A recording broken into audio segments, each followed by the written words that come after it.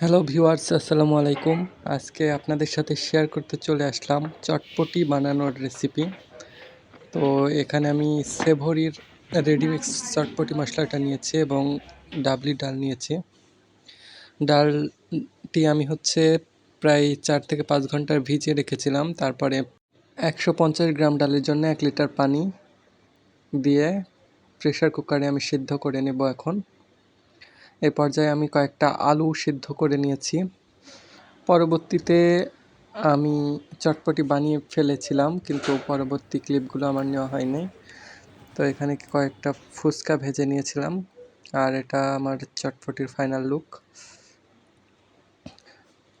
এবার পরিবেশনের পালা। চটপটিটা পরিবেশন করব। চটপটি বানানোতে খুব একটা ঝামেলা নেই।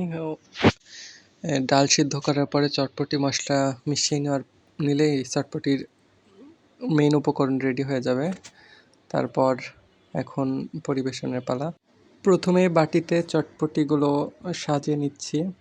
প্রথমে ডালগুলো দিয়ে দিলাম, এর পরবর্তীতে চিপস, তারপরে ফুচকা, শসা,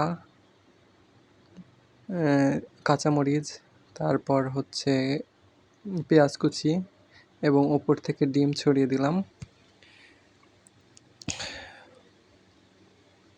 এবং উপর থেকে চটপটি মশলা, বিট লবণ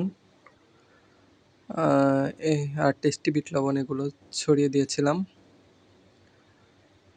আর আমরা ফুচকাও তৈরি করেছিলাম। এক পাশে ফুচকা, অন্য পাশে আছে